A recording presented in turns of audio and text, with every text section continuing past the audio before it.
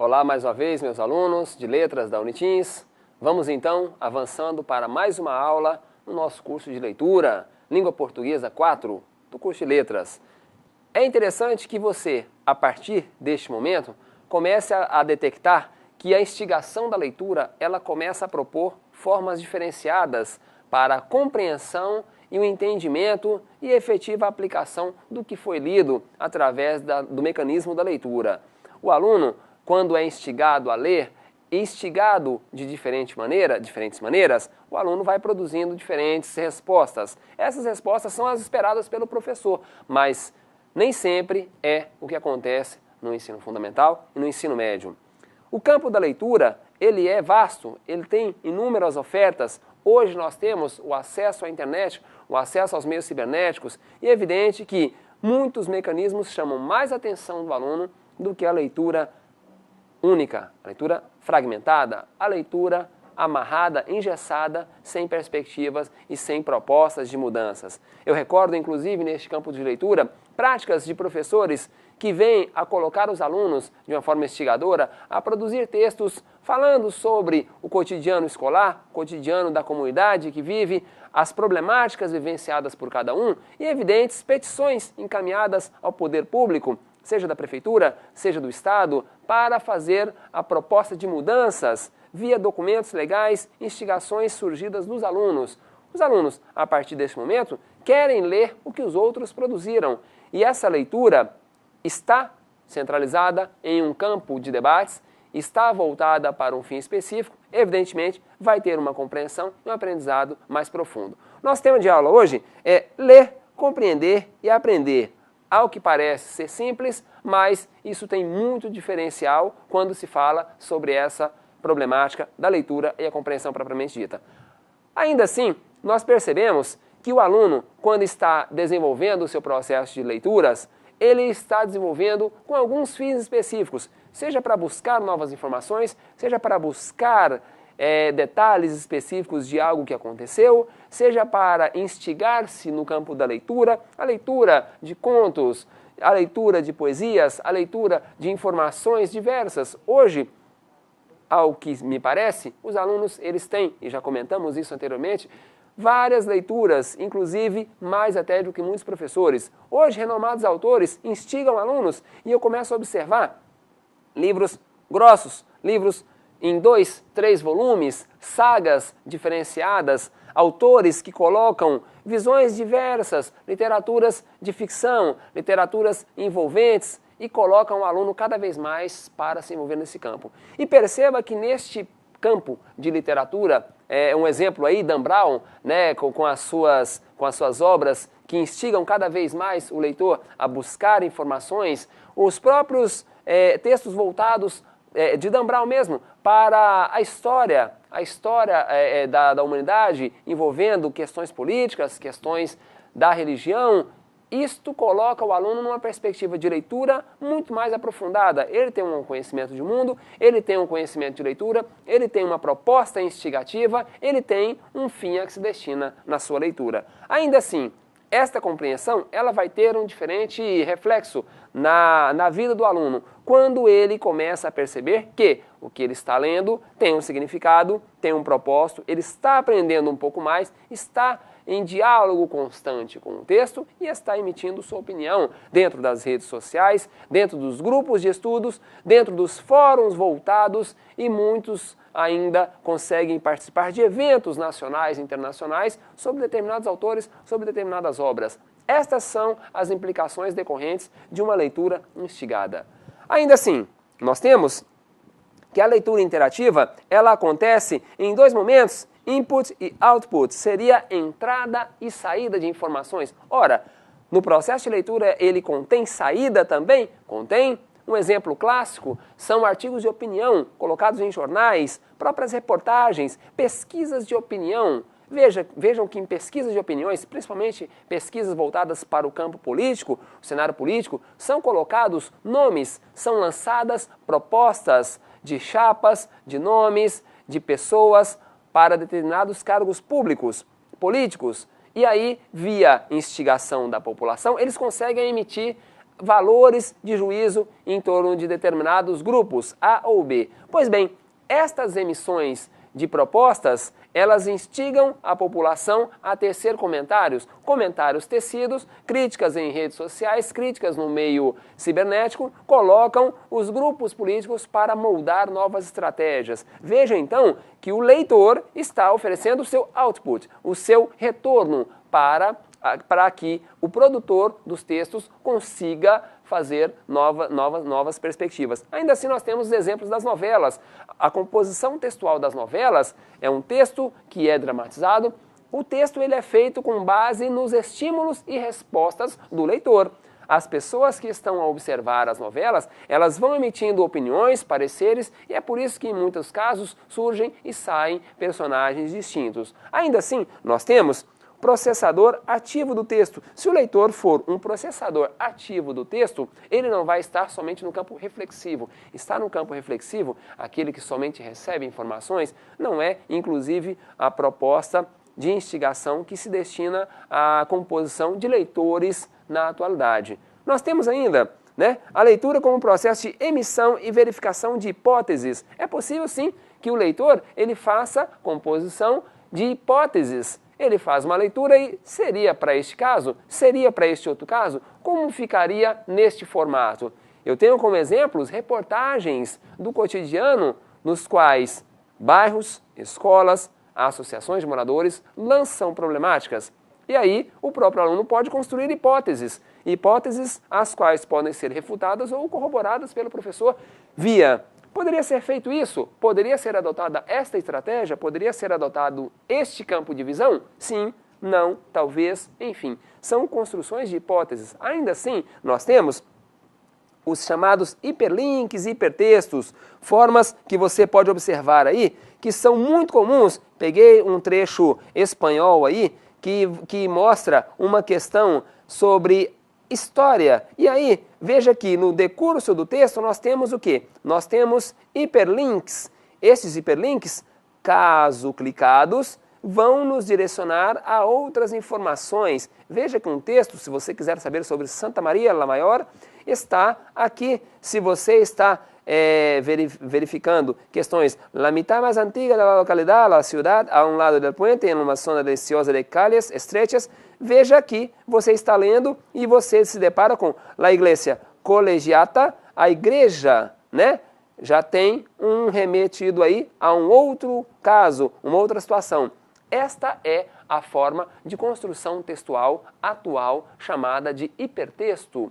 Quando o jovem, o adolescente, vai sendo instigado a produzir textos via pesquisas, ele pesquisa em sites que oferecem possibilidades hipertextuais. Estas possibilidades hipertextuais instigam o aluno a buscar novas informações. Veja que o texto saiu do campo somente de input para o campo do output. Também a pessoa, ao ler, ela emite uma resposta. Eu quero saber mais sobre este assunto. Ao clicar, vale lembrar que o sistema de internet, funcionando aí por códigos binários, recebe informações e começa a detectar que, num texto específico, jovens ou, enfim, localidades específicas, regiões específicas estão acessando mais informações correlatas a determinado assunto. E daí, novas perspectivas vão sendo criadas, novos textos vão sendo criados para instigar cada vez mais o leitor.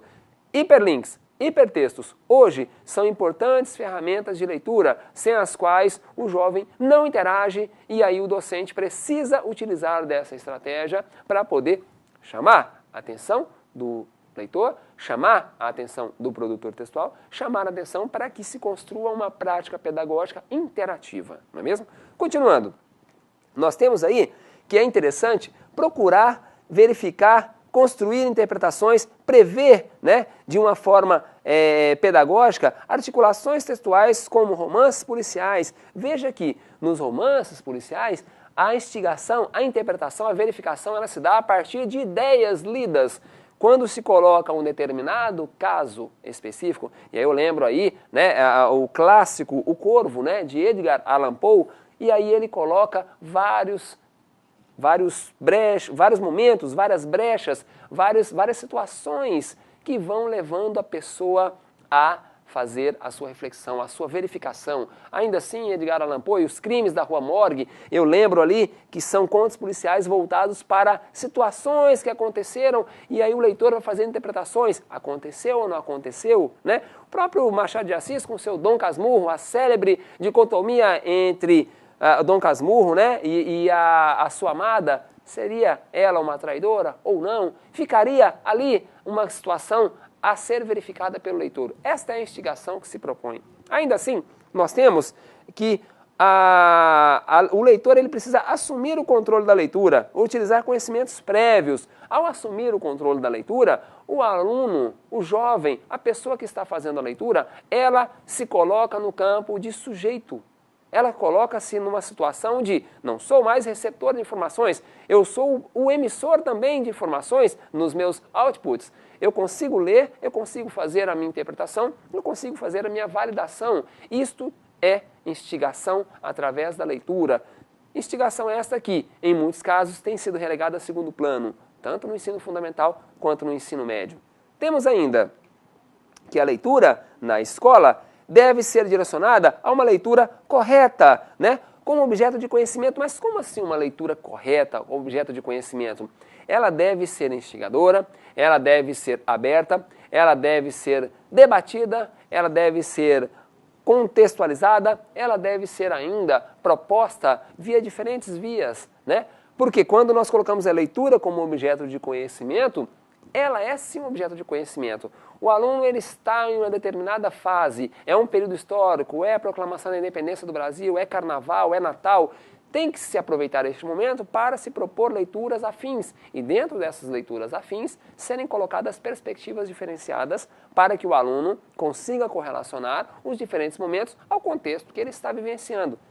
Temos ainda que vários passos são dados, né, na produção da leitura na escola. Inclusive um autor que nós observamos aqui, o Ezequiel Teodoro da Silva, né, no seu livro A Produção da Leitura na Escola, ele coloca alguns passos que são trabalhados aí pelo aluno para poder chegar no ponto da leitura. Existe o passo de ganso, existe o passo de cágado, cágado seria aquele jabuti grande, né, e o passo incerto ou passos largos.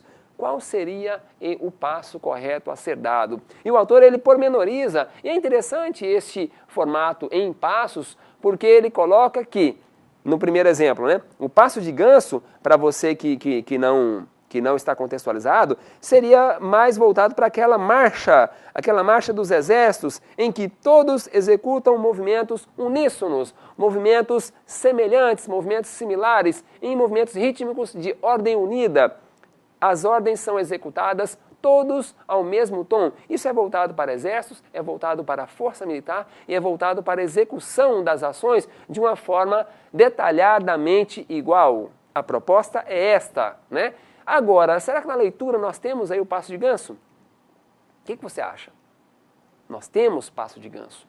Nós temos a questão do formato sincronizado, né? A professora coloca lá, responda as questões engessadas, ou então pede para fazer aquele tradicional resumo de 30 linhas. Ora, você está amarrando, você está engessando o conhecimento, você está engessando a possibilidade de alçar voos maiores. No passo de ganso, o modelo é mecânico e aí não há como conduzir o processo de ensino-aprendizagem. O autor ainda coloca o passo de cágado, e aí é interessante e curioso, né? O formato do cágado com o menininho em cima colocando o alimentinho para ver se o cágado anda um pouco, né? É uma imitação, é uma contemplação, é a chamada tortura da redundância. Como assim tortura da redundância? Todo dia a mesma coisa, todo dia a mesma proposta de leitura, todo dia o mesmo formato. Eu leio, eu produzo o texto, eu entrego. Eu não entreguei, eu não ganhei os pontos. Aquilo não tem significação. Aquilo é processo de Skinner, ratinho, processo de estímulo-resposta. Não é esse o formato que deve ser conduzido na sala de aula. Nós temos ainda nesse formato que, de série para série, de ano para ano, não se mata a curiosidade do leitor, só se avança. Opa, estou na sexta série, no sexto ano do fundamental, no sétimo ano, no oitavo, no nono. Tá, e aí? Parecem que estão sendo feitas as mesmas leituras do ensino fundamental. Passei para o ensino médio, mesmas leituras do ensino fundamental. E é evidente que não vai se chegar a lugar algum. Não chegando a lugar algum, nós temos a questão do passo incerto. O autor ele coloca o quê? Que não se sabe o que se fazer. Não, eu não sei por que eu estou lendo, eu não sei por que eu estou construindo o processo, eu não sei qual é a implicação daquela leitura para mim. Passos incertos. Veja na figura aí que nós colocamos um passo quase que no abismo. E se errar esse passo, cai no abismo. Mesmas mazelas, gramatiquices, construções de fichas, e muitas vezes o professor até lê menos que os alunos, né, que nós falamos, ou até a proposta de o aluno ter mais acesso à leitura, acesso a obras contemporâneas, né, acesso à internet. Aí pergunta para o professor, e aquele site que fala sobre isso? Não, não sei, desconheço. Professor, e aquela forma? Não sei, desconheço. Aí realmente problemas surgem a cada dia. Qual é a proposta que o autor ele coloca para que se construa conhecimento, a leitura de forma mais instigadora e, evidentemente, produtiva? É o passo largo, né? É enxergar adiante, é ter uma compreensão social e crítica ao sistema, e não só a leitura. É desautomatizar, né? Tirar do automatismo, tirar do ritmo, né? Trazendo processos significativos através da destruição da pedagogia do silêncio. Como assim a pedagogia do silêncio? Quantas vezes o professor ele é perguntado pelo aluno, por que isso? Como isso? E aí às vezes ele não sabe, ou às vezes ele tem uma interpretação diversa e ele corta a visão do aluno. Ele corta aquela objetividade na pergunta, ou a subjetividade talvez, ele corta aquela possibilidade de se crescer o conhecimento. É evidente que não vai chegar a lugar algum. São passos marcados pelo professor, né? O professor Ezequiel Teodoro da Silva, na sua obra, que entra aí como nossa sugestão de leitura. Nós temos aí o ato de ler, que é do Ezequiel Teodoro da Silva. Nós temos ainda a obra dele, né? 3 obras que eu trouxe, que eu acho ele um autor fantástico. Leitura na escola e na biblioteca. Há uma diferença muito grande entre leitura na escola e na biblioteca. E leitura e realidade brasileira, um diagnóstico sobre a realidade brasileira. E também estratégias de leituras e interpretação de textos. Com isso, eu tenho certeza que você conduzirá o seu processo de ensino-aprendizagem. Acesse os fóruns, acesse os materiais complementares e estamos à disposição. Um abraço e até mais.